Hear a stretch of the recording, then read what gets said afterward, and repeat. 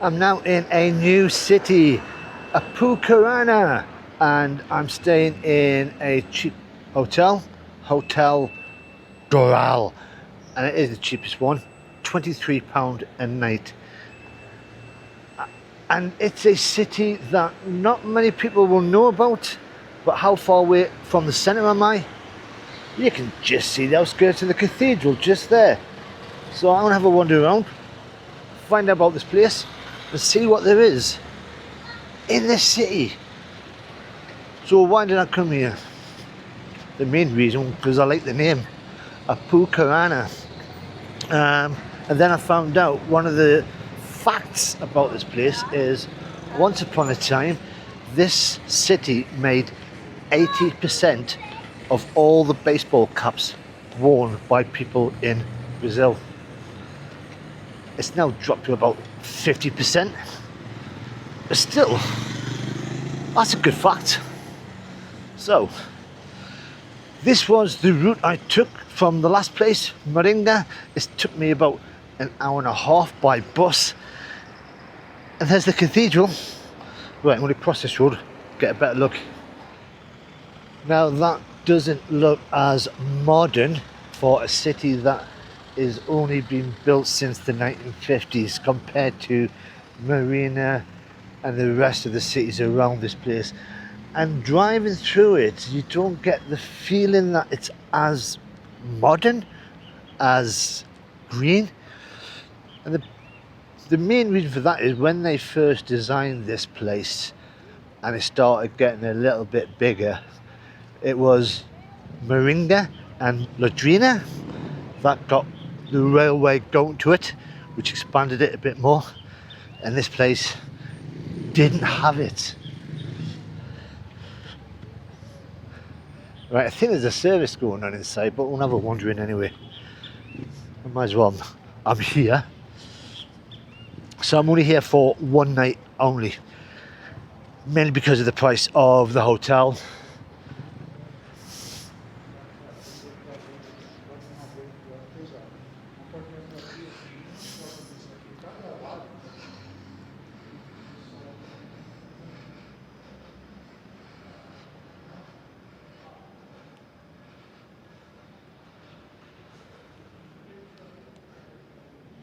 There wasn't a service going on, it was just people just going in to have a little prayer. I'm hoping they're praying for sunshine to come back out. So like a lot of these cities in the Paraná area, this was started for the coffee industry. Because of the soil, the red soil that they had, it was perfect for growing. However, in the early 1970s, there was a big frost which killed, devastated the coffee plant crops. So they had to think of something else to do in this city. So manufacturing came along. Sewing machines, materials, and that's why they started making all these caps. So there's lots of sort of conventions during the year on baseball caps, which is just a bit random. And Apucarana was officially founded in 1934, so it's just around 90 years old. So I'm just going to have a little wander around. I did have a look online before I got here on the bus. I should have done it last night. There's not much tourism goes on around here, but there's still stuff to see. So I'm going to head around to the park and just have a wander around the streets here. I mean, the cathedral is the main place to look at around here.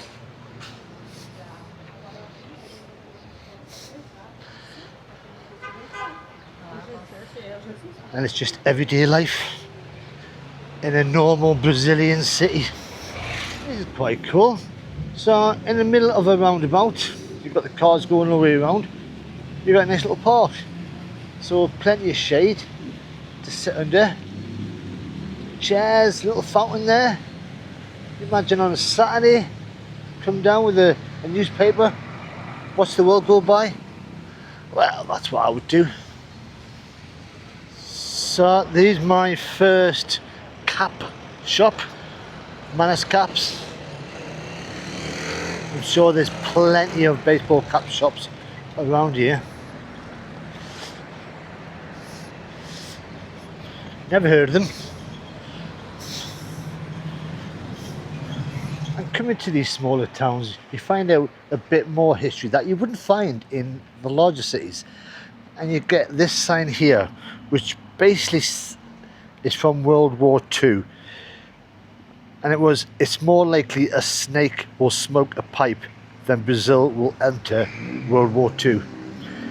And then you turn around and you got a map showing that Brazil did fight with the Allies against the Germans and Italians in Italy.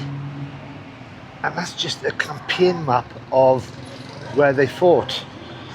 And the figures that they've got here is in 239 days of combat in Italy, the Brazilian Expeditionary Force captured over 20,000 prisoners. They lost 451 people and had over 1,500 wounded. So that wasn't just like a token gesture, send a couple of troops. That was Brazil taking part in World War II, which I had no idea about. Wow. So that at the time of World War II, this place would have just been a small village, yet it still commemorates the Second World War, when none of the bigger cities do. At least I don't think they do. Right, I now believe that this way leads to the park. Now, when this was first started as a village, then a city, the amount of immigration coming across was from a lot of Europe.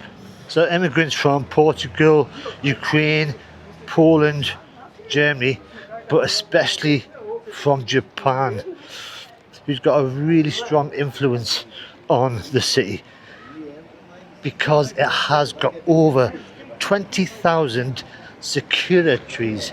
Now these are the trees that produce the cherry blossom.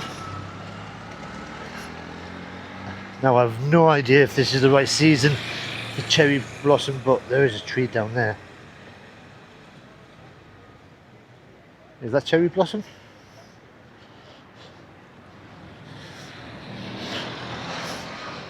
And because of that, they have a cherry blossom festival every year in the city. Now there is a lot of building work going on. Maybe they're trying to outdo Moringa. Who knows? So I am heading for the park, and it's taken us about 10 minutes to get this far. And it's just over there. You can see lots of green fields. But I think this is the outskirts. It doesn't feel like it's a planned city. Not like Cascavel or Moringa. I mean, it's still got a good vibe about it. People are friendly. I've nodded my head at a lot of them and they've nodded back. And a lot of the information I get when I do my research, if I do my research, is from Wikipedia. And obviously you can't take Wikipedia too seriously because you don't know who's wrote it. But the guy who actually wrote the stuff for this place, you can tell English is not his first language. And it just got me thinking, because I'm a minor celebrity, I've had 5 people recognise me in the last 4 months from YouTube. Does that make me a minor celebrity? So I was just thinking, do I get a Wikipedia page? Is anybody interested in doing one for me? That would be good to see. Let's make stuff up. Right, it's not too far away. So following the map, I've come to a smaller park. It's not really a park, but I've seen this. This is like really heavily influenced by Banksy back in the UK. And I'm sure he's got a painting just like this, which I never really thought I'd see in Brazil. But this city, especially around this area, is very hilly. There's a lot of hills I've gone up and down. Obviously, whoever came here and founded this city was obviously a fitness fanatic and wanted the rest of the people to be just like him. So the forest is just over there. Now, usually on organic maps, which is what I use, it will tell you trails that you can follow. But according to the map, there's nothing. Just a lot of trees and a lake in the middle. So this is the park. It's Park Jabuti. What's unusual about the sign is it's in English as well, which for a non-tourist city is surprising. So down there is a football pitch or soccer pitch, and I think the entrance to the park itself and the lake is down here. Now, Jabuti means, translating into tortoise, so it's tortoise or turtle park. So I'm hoping there's some turtles to wave at.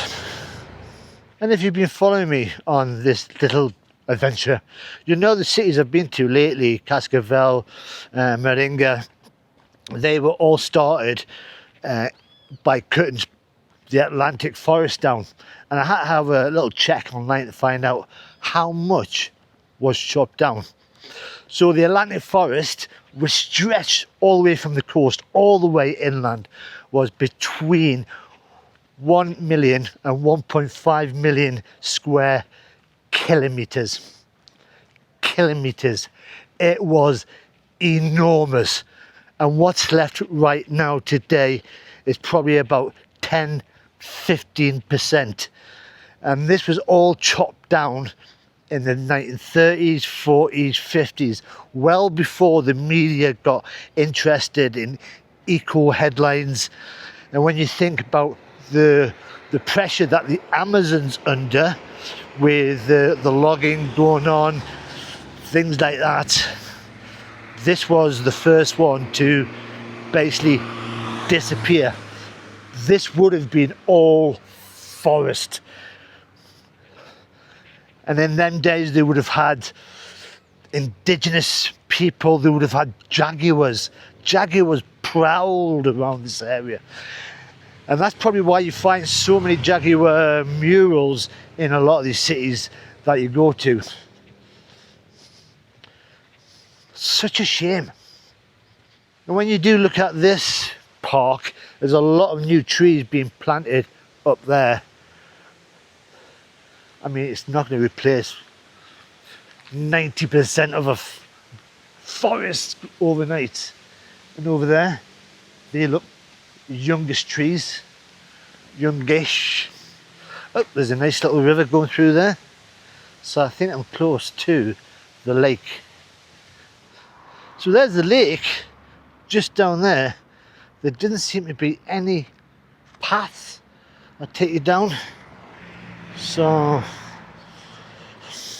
I'm just gonna do what my forebearers would have done, just walk straight through. And this is the lake.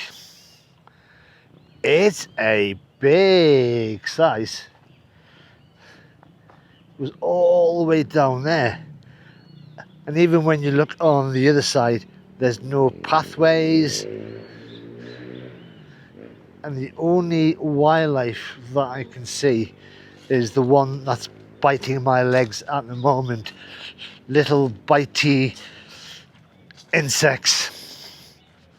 So as I'm walking around, there is evidence of capybaras that are around here. You can see the droppings on the floor. So I thought I'd give the lake a bit more chance to see if there is anything around here. and there is government buildings. That's like the equivalent of the Environment Agency. At least they've got a nice view of the lake when they're working. And I think that might be a cafe down there. I might treat myself, as I've got a little bit of money, to a coffee.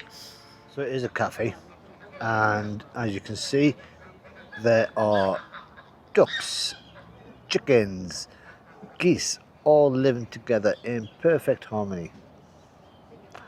That's the wildlife. They're all heading off down to the lake.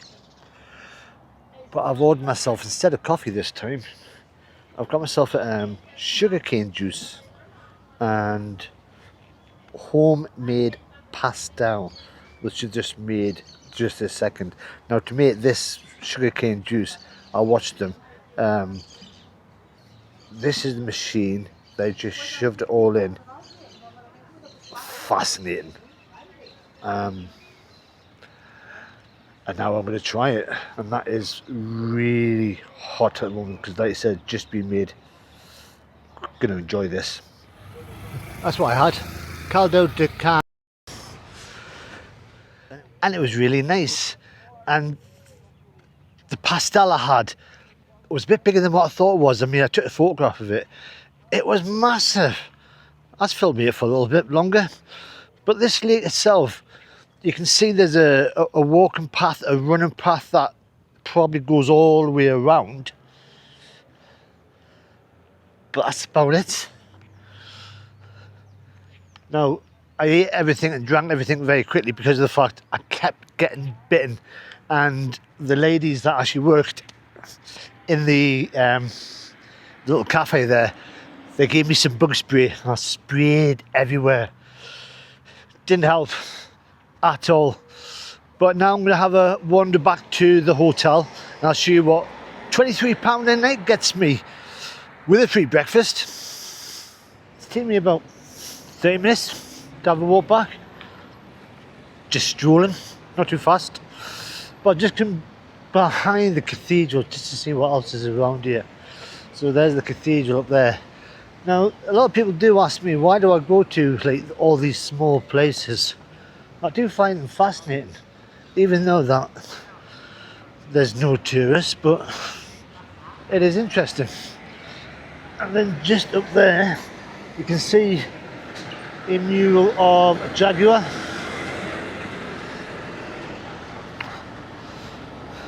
But this is worth just staying for one night. But I think the hotel is just over there. I'll show you the room now. Here's the hotel room. I mean, it's basic. It's right in the centre, as you know. This is the view from the window. And there is the cathedral. Nice little wardrobe if I wanted to use it. My computer desk for my YouTube soon. I mean, £23 a night. Toilet just behind there with a free breakfast right in the centre. It's not too bad. But it is one night. I am leaving tomorrow morning. I am heading to Londrina. If you've enjoyed this little video of walking around Apucarana, then press that like button. But until next time, bye bye for now.